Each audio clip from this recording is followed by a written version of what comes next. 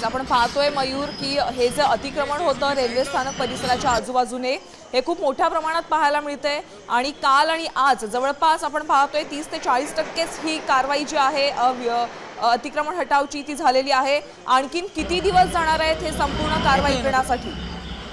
नक्कीच जर पाहायला गेलं तर कोर्टाने मागच्याच आठवड्यात का होईना आदेश दिलेले आहेत की हे ज्या वांद्रे हे ज्या ज्या स्टेशन लगत ज्या झोपडपट्ट्या आहेत त्या कुठेतरी पाडण्यामध्ये यावा।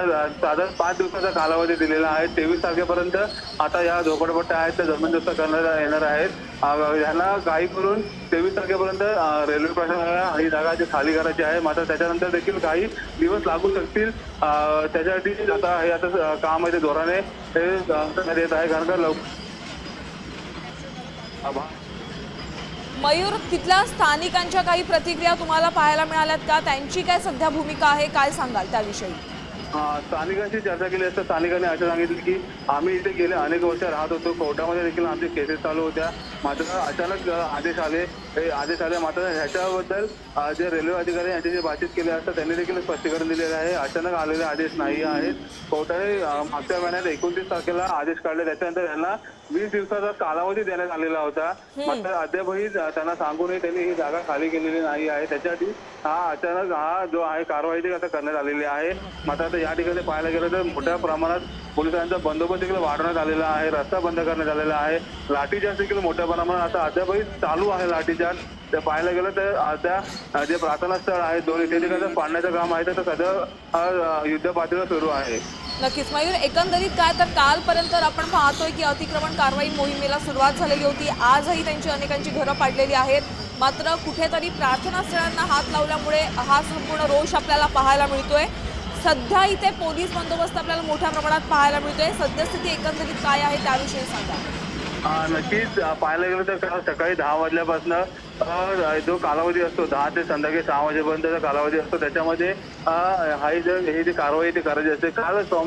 काल आहे ते व्यवस्थितरित्या सगळं पार पडलं। मात्र आज सकाळपासून देखील व्यवस्थितरित्या पार पडलं। मात्र त्याच्यानंतर जी प्रार्थना स्थळे आहेत त्याला जेव्हा बुलडोझर लागला त्याच्यानंतर जी हे इकडचे जे नागरिक आहेत स्थानिक नागरिक त्यांना कुठे आक्रोश निर्माण झाला।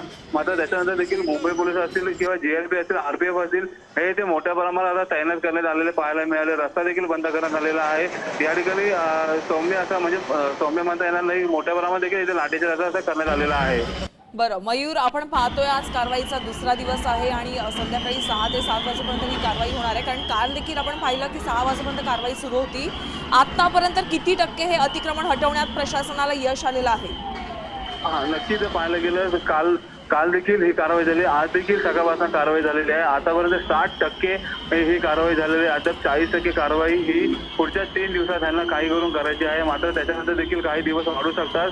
मात्र दिवस जर वाढले तर मुंबई पोलीस किंवा आरपी पोलीस यांना देखील पुन्हा इथे शर्थीचे प्रयत्न देखील करायला लागणार आहेत। कारण का हा जो परिसर पाहिला तर अत्यंत झोपडपट्ट्या आहेत त्या मोठ्या प्रमाणात या ठिकाणी गेल्या। 3 ते 4 मजली हे ज्या झोपडपट्ट्या आहेत साधारण 500हून अधिक या झोपडपट्ट्या आहेत। 400 झोपडपट्ट्यांहून अधिक यांच्यावर आता कारवाई करायची आहे।